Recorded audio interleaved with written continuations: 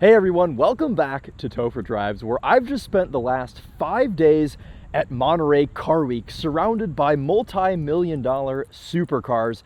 And well, when I flew back to Michigan and got off the plane and was greeted with this 2026 Toyota Corolla FX hatchback, I was happy because not only is it a step back into reality, my hometown, my home state of Michigan, but it's because I can't even say contrary to popular belief anymore. You guys know that I love a cheap little hatchback economy car like this. And well, today I figured we would show you what this is like to live with, but in a little bit of a different fashion to the GR Corolla that we just had a couple of weeks ago. We are not on the top of a parking structure. A fellow Corolla enjoyer driving by right now. There's the sedan version. This is, of course, the hatchback. But I didn't take this to Ann Arbor because we've been doing so many videos there lately. I figured we'd go back to our roots, come back to the industrial complex, and do a very sort of classic Topher Drives living with style video on this new special edition of the Toyota Corolla. This is the FX. So basically what that means is it's orange, Inferno to be specific. It has white wheels. It's got a spoiler on the back. Check it out. And when you look inside, it has the seats from the GR Corolla, what Toyota call the sport touring seats, but they are just the GR Corolla seats with orange instead of red stitching and no GR badge on the headrest. Jokes aside, the coolest feature of this FX is that you do get the GR seats in here. But today we're going a little bit in circles. I do apologize, historic Topher Drives fashion. Today we're going to take this around the performance loop. We will get it into town. I forgot one ingredient when I was at the store the other day getting stuff for dinner, so we have to pick up some buns.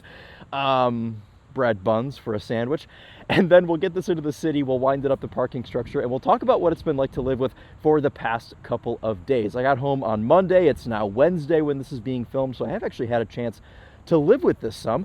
And believe it or not, in my many years of doing this, I've only lived with GR Corollas, so I've never had a chance to see what it's like to live with what is essentially a base model. So I know I've told you this is the FX. For the 26 model year, there are only 3 trim levels of the hatchback Corolla. If you want the super cheap base with hubcaps, you have to go for the sedan. The hatchback is a little bit elevated. So the base is the SE. This FX is next in line, which is based off of the SE, and then top trim is the XSE. The regular SE starts around $24,000. This is up a bit, it's $27,000, and the XSE is like $27,500. So it's actually pretty close to the top dog XSE that has all of the options. Really what you're paying for here is, I don't really want to say the GR look because it doesn't really look like a GR apart from the seats, but you're paying for a little bit of a spicier visual here with your Corolla hatchback. Now the name FX is based off of the old 1980s hot hatch FX16 7500 RPM screaming little lightweight thing that Toyota made. Now visually, to be honest, I don't really see the influence visually, and especially not mechanically, because under the hood is the 2-liter M20A naturally aspirated 4-cylinder engine with 169 horsepower and 151 pound-feet of torque. If you want a fast Corolla, you do still have to go for the GR. Toyota didn't juice this up at all, which, you know, I understand the whole nostalgic naming technique thing, but no, this is just an M20A, an engine we've been seeing for a while. Slow, but decently efficient. It's rated at 38 mpg on the highway, 30 city, 33 combined.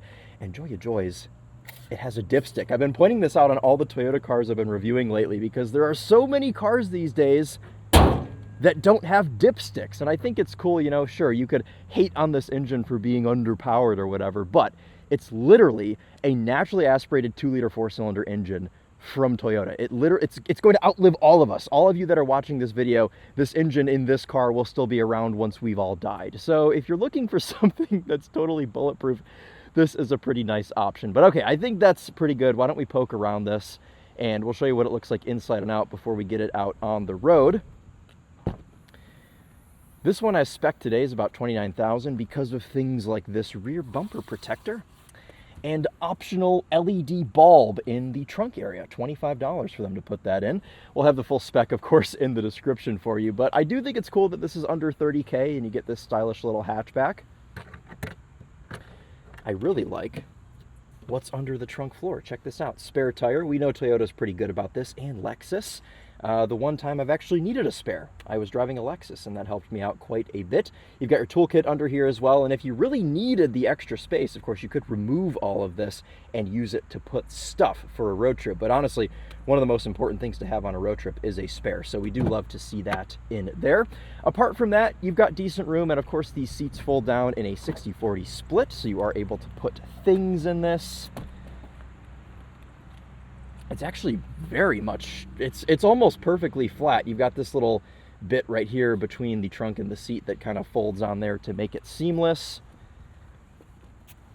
So we do always love to see that. And then this, obviously not power, but you've got two little holes for your hands, and if you give it enough oomph, it will shut gracefully like that. We get this special edition badge in the back. This is apparently inspired by the FX as well. The badge on that car would have looked like this, but it's interesting. They don't just put Corolla FX, they put Corolla Special Edition. And this badge is so funny to look at because it follows the contour of the hatchback, and you can see it's actually wider at this end than it is at this end. I don't know if that shows up very well on camera, but it's fun to see. The guy that had to design that was probably like, seriously, I have to do this? Okay, let's show you the back seat. It's a Corolla, we know this. We just sat in the GR a couple of weeks ago, and this is effectively the same exact back seat. We've got the cup holders there in the door panels, and some bonuses here in the middle to pull those down. So for the 3 possible passengers back here, you can have 4 beverages. You've got 2 USB-C ports there on the back of the center console, which is something we don't see in the GR, so a little bit of a leg up there. And then in the middle, you've got a little hump for what I imagine is the exhaust, but I think for a short trip, you could put an adult here. Sat behind myself at 5'11". I have enough room, you know, it's snug as we've seen in the GR. My legs do touch the back of the seat. And then as far as headroom goes, not too bad. Actually, even with a camera on my face, my head is not touching the ceiling. So I think you'd be okay. And this generation of Corolla has actually been around since the 2019 model year, so quite a while. And it's back again for 27. This one is a 26, but effectively it'll be the same car next year. And what I like about that is it means the Corolla hasn't had a chance to get too big. This is still kind of classical compact car size, and I really like that they haven't made it huge yet. Hopefully it stays this size. These very stylish white wheels are your only option for the FX trim level, and I've seen other outlets say they look aftermarket.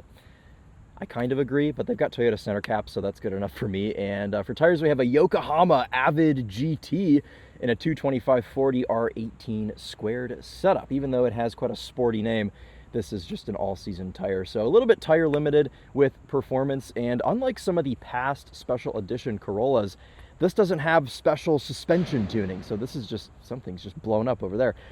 This is just the same as a Corolla SE would be in the suspension department. So let's jump in, let's fire it up, and let's go do a little mini day in the life with this thing. I already gave you guys a little bit of a sneak peek to these seats, but I like that they've done the orange stitching, and check this out. It's actually a power seat in this with lumbar. So for your 27 grand, I mean, you are getting decent luxuries in here. One of those not being floor mats, though. Whoever spec'd this car out didn't put floor mats in it. So you've got places to put them, obviously.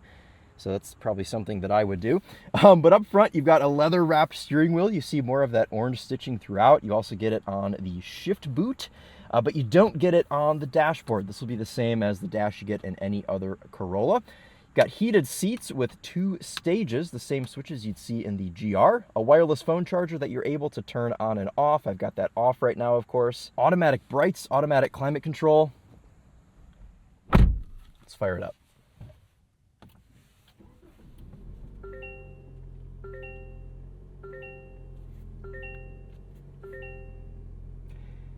And I know this is going to sound really funny, but it does sound weird starting a Toyota product and hearing a starter motor. It's a little different on a GR because, you know, you expect it there, but on like a non-GR Toyota, even the GR Sport RAV4, because so many Toyotas these days are, of course, hybrids, and you are actually able to get a hybrid Corolla, but not in hatchback form. You have to get the sedan for that. There's like 5 or 6 different trim levels for the sedan and only 3 for the hatchback. I think actually for 27, there's only 2 for the hatchback because the FX goes away. It's a 1-year only thing here for this Corolla hatch.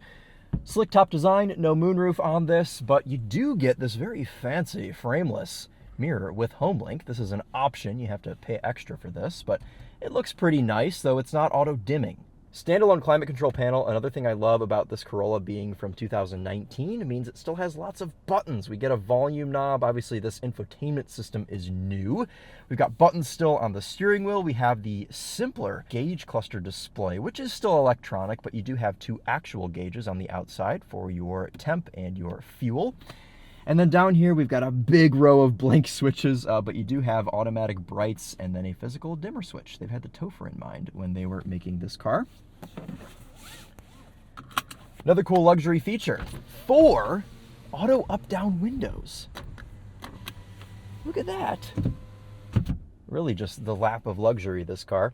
And then the last thing I want to talk about before we get out on the road is this entire center console. Now, I've spent extensive time in GR Corollas, and one thing that I don't really love about those is that the center console doesn't have an armrest. So this has a whole place to put things in here. We've got another USB-C port, place to plug in your radar detector or something. But I was driving this earlier this week, and I thought, oh man, it's cool that this has an armrest, but I'm not tall enough to have my arm actually rest on it. But check this out.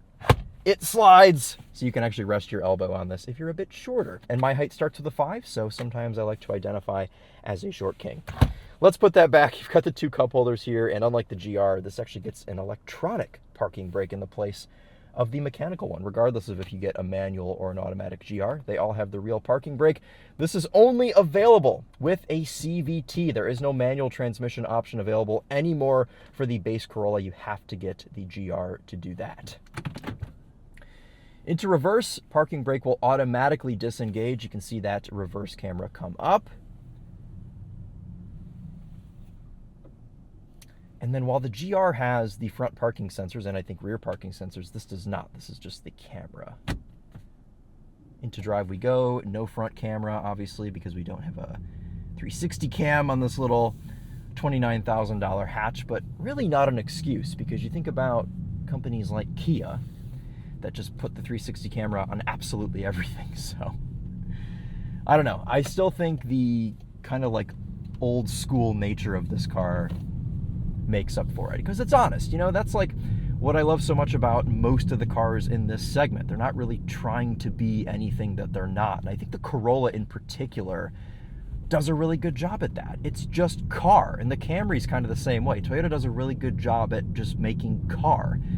But if you're somebody that wants to stand out a bit but not have to spend $50,000 on a GR, maybe check out the FX pack. It's a fun little twist on the guy. Oh, this Kia's just run the curb over. We've got 3 drive modes in this car, Eco, Normal, and Sport. We are starting today in Normal.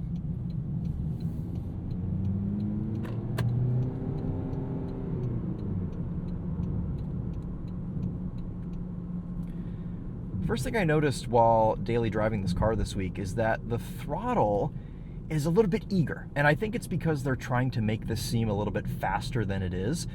It's not really eager in the way where it jolts you, but you do kind of have to learn the initial tip in with this. Now you can numb this a bit by putting it in Eco mode, but I found that Eco numbs it maybe a bit too much.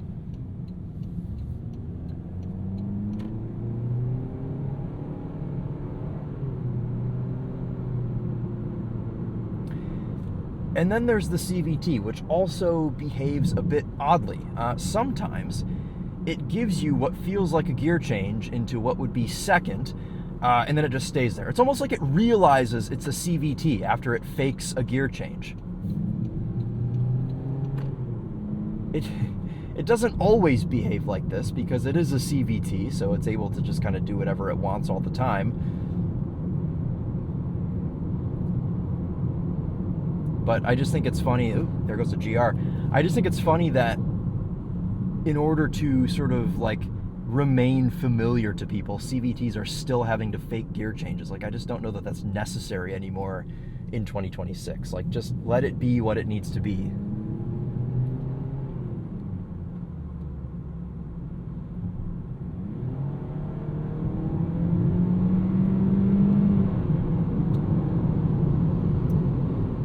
This M20A engine is not the quietest thing in the world, but also not the loudest. In some ways, it actually seems a little bit quieter than some of the older Toyota hybrid setups. Let's bump this into sport. That's going to spike our revs a bit. We'll be able to take a spirited corner.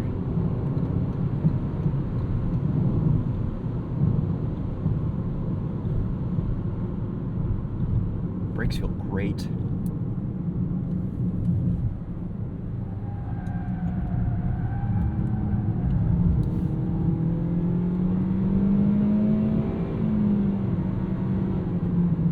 And apart from being a little bit tire limited, I mean, the chassis in this feels fine. I've got no complaints for if you want to do a bit of spirited driving. And I think it's even less of a complaint because the GR Corolla exists. You know, if you're really, really after a hot Corolla, you're able to, I mean, let's be honest, spend $14,000 or whatever more than this. They do exist on the used market. I don't really think the GR Corollas are depreciating a whole lot. But I think for being a base Corolla like this does fine. I have no notes. There is a semi stuck in the roundabout currently. Somebody's getting out. Okay, we're going this way to not be involved with that.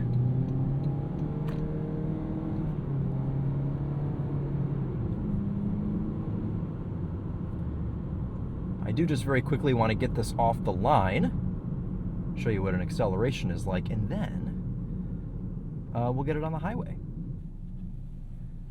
All right, let's bump this back up into sport. I'm going to turn traction control off, which in a Toyota you have to be stopped. There it is, traction off. And it's a CVT, so let's just roll into it.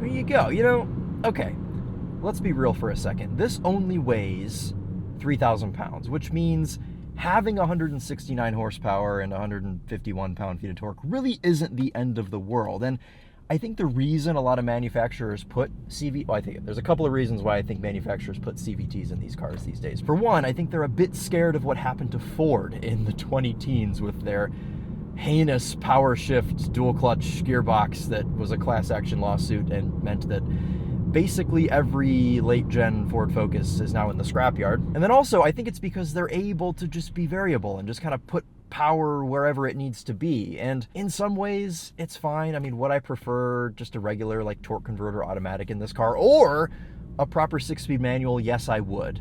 So then what is this like to just drive regularly? Well, as you can hear, it's a bit of road noise, but pretty much every car in this segment suffers from this. I think Hyundai and Kia probably do the best job of insulating, but this, the Honda, the Subaru, the Nissan, they're all a bit loud. The new Sentra is a little bit quieter.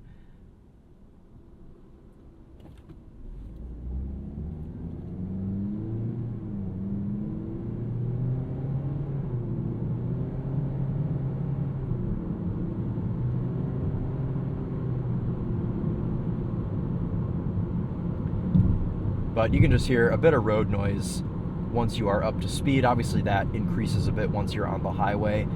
I find it less of a deal breaker on a car like this though. I think if you're spending under $30,000, you kind of can roll with the punches a bit, and something like that you can kind of just turn the radio up and get rid of it, that's okay. Speaking of the radio though, this FX is not available with the optional JBL. You have to get the XSE to have the JBL. So this just has a base 6-speaker sound system. We will test it out, or at least we'll attempt to, unless YouTube removes my new sound system test song by the time I post this video, which has been happening a lot. I've been having to cut sound system tests out of videos because I go to post it and YouTube tells me that I'm demonetized and then I have to take the song out. So a lot of our classic songs no longer in the library, but I digress. Chilling here on the highway, very easy to operate this cruise control. The press of one singular button here on the right-hand side of the wheel. All of your cruise control functions exist over here. Do I miss the stock that came off of the older Toyota wheels? Yes, I do, but I'm really getting used to this now, and I like that Toyota hasn't put stupid haptic buttons in this yet. I fear the next model may have them, like the ones that the Lexus do, where you have to kind of foreplay them before they let you do anything. But no, this is all good. And for 29 grand, full suite of driver aids. This has lane tracing, it's got adaptive cruise. I think all the other companies saw Kia doing this and they thought, oh crap, Kia is selling an $18,000 Rio that has lane keep assist. We probably should do that. Also, in my mind, this had lane change. It doesn't. The adaptive cruise in this is okay. It does at times feel a little bit nervous. You sometimes feel it tap the brakes. Right now we're slowing down. We're on the brakes. Still on the brakes. Okay, we're off the brakes. And as you can hear, 70 miles an hour. It's a bit loud. But actually sitting in this, you know, you have the GR seats. Okay. You guys know what they say. A bad driver never misses their exit, or in this case, never takes the wrong exit, I guess. Just aimlessly cut back onto the highway. Anyway, though, actually sitting in this car, floating down the highway, I've kind of had mixed feelings about these GR seats and all of the GR Corollas that I have driven. I think this is the most comfortable version of them that I've felt. Do they have lumbar in the GR? They must, because they wouldn't just add that for this. Okay, never mind. It's the same seat, but it's all right. The only thing that these seats are missing is a cooled function, because since they're Alcantara, they do get a little bit hot and sticky. So my back is stuck to my shirt right now. It's a little bit toasty. But I think the fact that they are Alcantara is nice in the way that they kind of hold you in. And then sitting in this, you know, you can move this center console forward. You can rest the elbow. Even though you get the elbow rest, it's still a pretty hard material. You've got a softer option here on the driver's door panel. So, you know, you can put this back. You can kind of just rest your arm down, or you can casually rest here on the shift knob. Seating position is good, though I do feel it's a little bit high, and I feel the same way about the GR Corolla. I think the seating position can move down half an inch to an inch, and with these being the same seats, it feels about the same. But the steering wheel is different, so this is just the regular Corolla steering wheel. The GR gets the special GR wheel. I don't mind either. I think this one feels fine in the hands. I like the buttons on it, like I told you, and it gets paddle shifters for some reason, even though the car doesn't have gears. But you know what I found is that non-hybrid Toyotas actually do pretend being manuals a little bit better. So the paddle shifters do actually do something in this. You can see it changing RPMs here.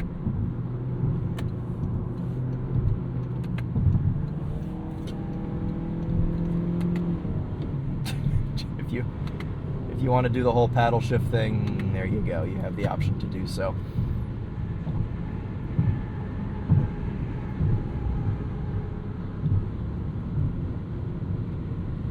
Ride quality in this FX Corolla is fine. I haven't driven the base SE, which I think has a 16 or a 17-inch wheel, so I'm sure it would be a little bit better, but dampers and everything are the exact same. The 25 GR Corolla is like a very extreme example of a crashy suspension. They softened it slightly for 26. This doesn't feel like the GR. I mean, you've got like the medium firmness here, but it feels pretty on par with the rest of the segment. A Hyundai or a Kia is going to ride a little bit softer. The Koreans are all about the very soft, easy driving experience, whereas the Japanese want to give you a little bit more feeling, which is why the Honda Civic is a little bit more like this Corolla as well, and the Mazda 3.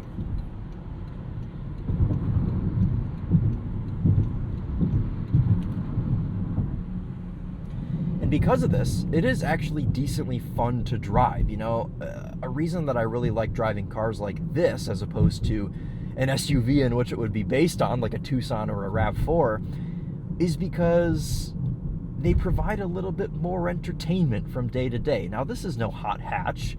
We've shown you that. But it is still kind of fun to go around a corner a bit quickly because it's not on stilts, so you can actually handle decently well around a corner.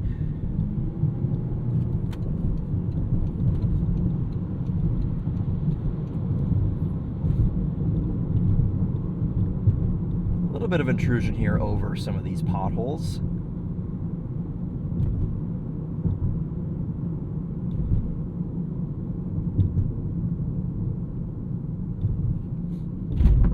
Yeah, something just moved in the trunk.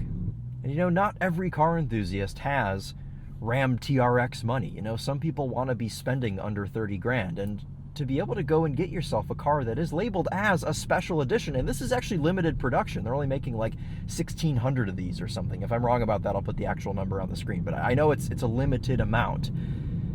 And I think that's cool. I'm always down for any sort of special edition car that is able to be made, because I like exclusivity. I like, you know, the incentive to buy something fun. I miss when more of these little compact orange hatchbacks existed. I mean, look at this lovely little orange Honda Fit.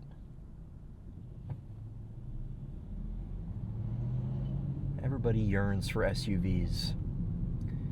This is just, it's such a good little daily driver. It does everything you need it to do.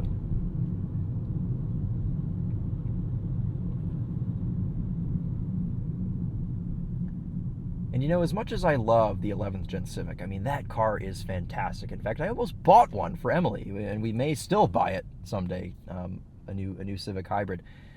The Corolla still feels more sort of biblically accurate when it comes to a compact, because the Civic, yeah, it's great. It's a little bit more luxurious. It's bigger, and that's the thing. It's bigger. I mean, and you can see it just in the car how big that thing is. This is still properly sized. And it does feel small while you're driving it. I like a car that feels small. Most importantly, though, when you're in a traffic situation with this, it is very natural to get through it. Brakes feel great. We briefed that coming into the hot left-hander, but just in a regular sort of driving situation, the brakes feel really good. Throttle response you get used to. You do kind of have to tiptoe a little bit in this. Not as much as you do in the Infiniti QX65.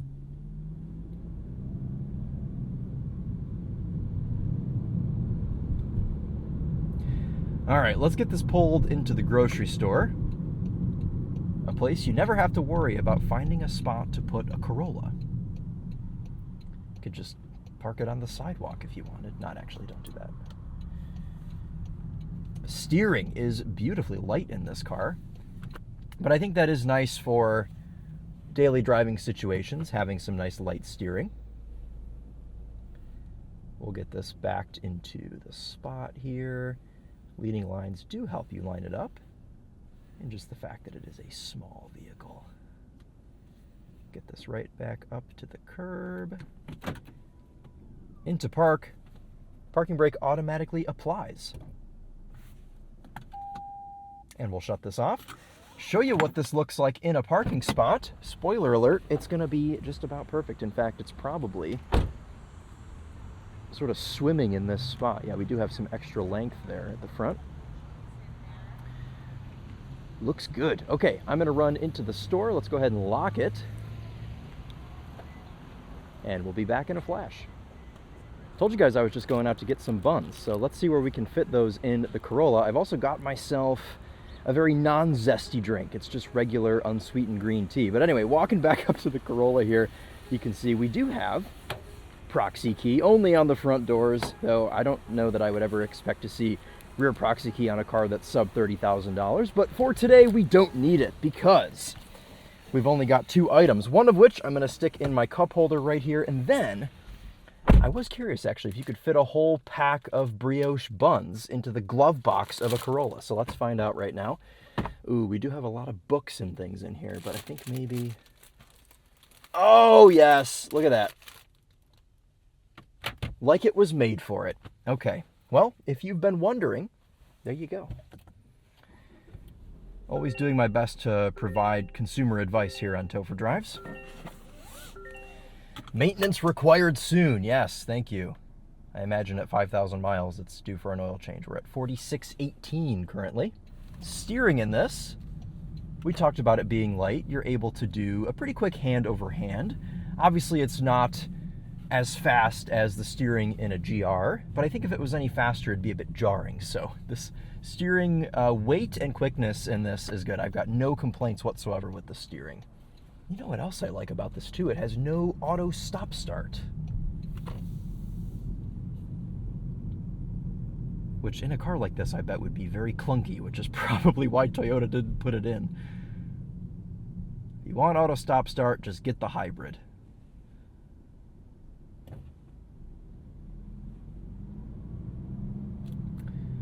going to turn up the AC, which is very easy to do on this climate control panel, or you just push the auto button. It's actually pretty quiet vents in this. And speaking of vents, placement, very good. I know these are below the infotainment and I don't like that, but the infotainment is small and sits up high enough that it's fine. These are still in a good spot, and then this one over here to the left of the wheel, I am being effectively cooled right now. Okay, why don't we attempt to test the 6-speaker sound system in this with this new sound system test that I just found the other day, so hopefully they haven't had a chance to remove it yet, and we'll show you what that's all about.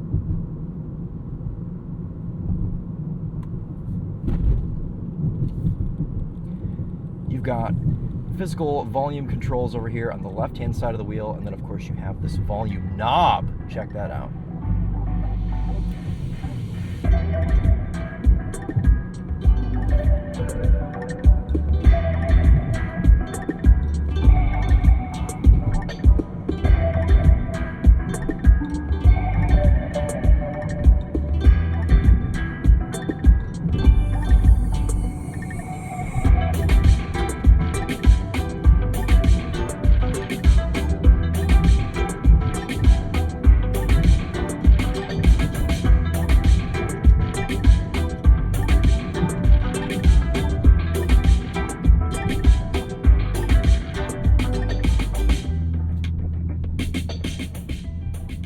Sound system is fine, you know. I don't think it's anything to write home about, but really none of the bass systems in these cars are.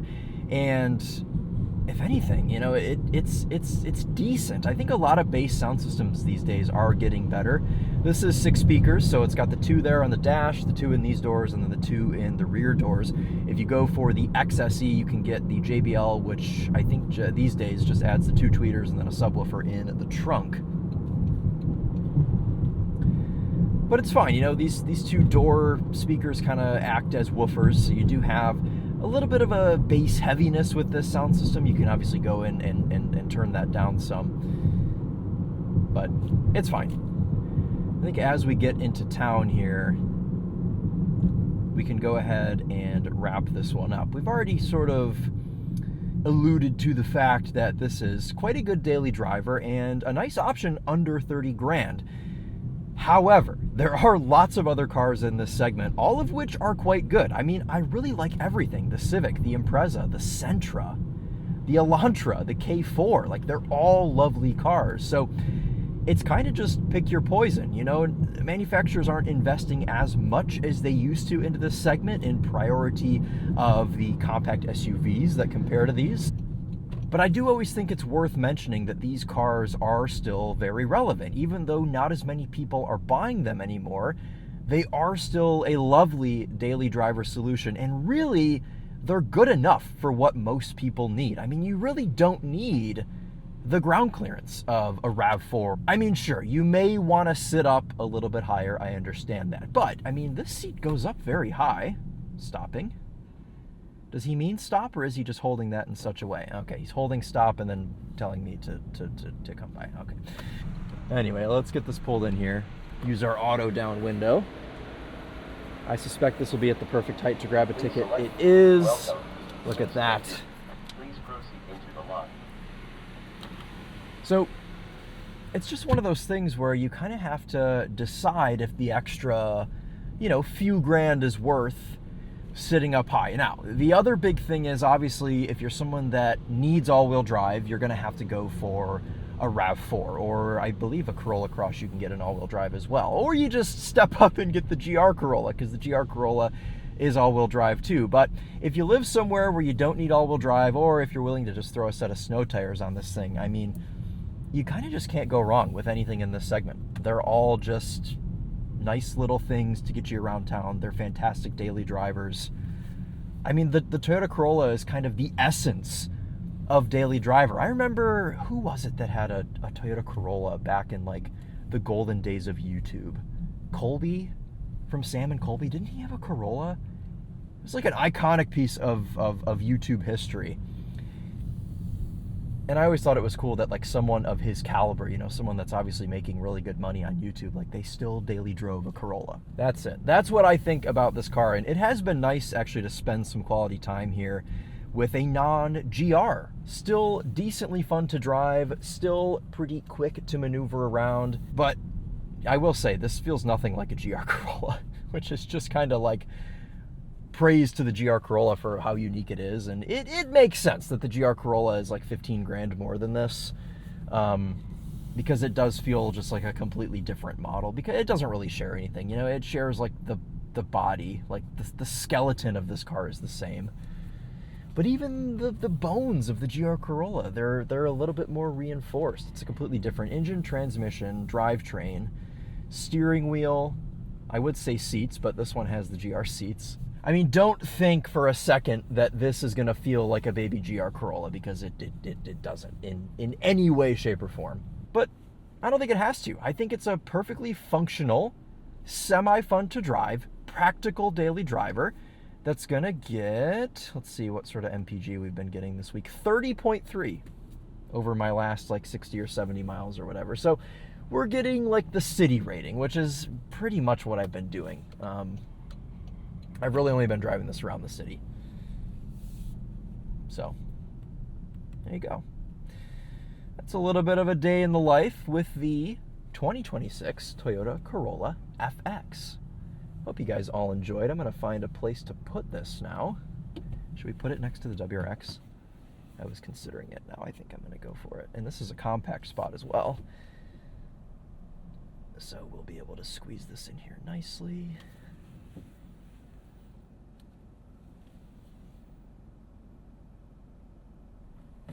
Cool. And we're repping the Detroit Tigers with orange and blue right here. Cool. All right. Well, you guys know I like this thing. Oh, I didn't have any of my drink.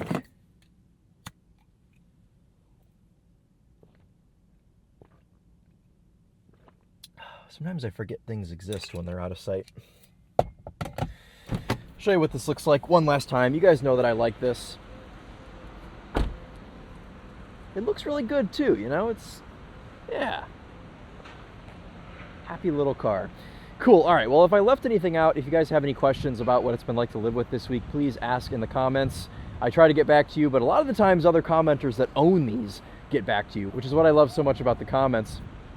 It's a fun little community of you guys, and you know, thank you for sticking with me this far. I remember when we started filming these videos, this building didn't even exist, and now it's just towering over us. So that's pretty cool. So, all right. Well, that's going to wrap it up. Thank you guys all so much for watching, and we will see you very soon in the next one. Take care.